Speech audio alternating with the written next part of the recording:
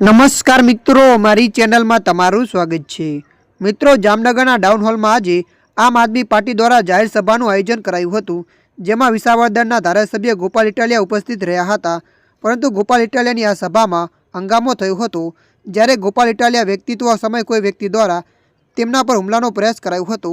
અચાનક કોઈ વ્યક્તિ આગળ આવીને ગોપાલ ઇટાલિયા પર જૂતું ફેંક્યું હતું। જૂતું ફેંકવાની ઘટના બનતા જ ભારે દોડધામ મચી હતી। સ્ટેજ ઉપર બેઠેલા અન્ય અગ્રણીઓ તથા કેટલાક આપના કાર્યકરોએ હુમલાખોરની ધોલાઈ કરી હતી। ત્યારબાદ જૂતું ફેંકનારની પોલીસે અટકાયત કરી હતી। મળતી માહિતી અનુસાર આપને વધુ જણાવી દઈએ કે ગોપાલ ઇટાલિયાના કાર્યક્રમમાં બનેલી ઘટના બાદ તાબડતોબ હુમલાખોર પર એક મહિલા અને એક યુવાન તૂટી પડ્યા હતા। આ ઘટનાએ સમગ્ર કાર્યક્રમમાં ખળભળાટ મચાવી દીધો હતો।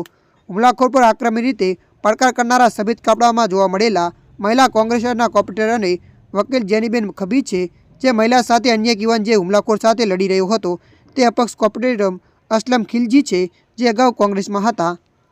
ત્યારે મિત્રો, હાલ માટે આટલું। મળીશું નવી અપડેટ સાથે। જો તમને અમારો વિડીયો પસંદ આવે, લાઇક, શેર અને સબસ્ક્રાઈબ કરી નાખજો। ધન્યવાદ।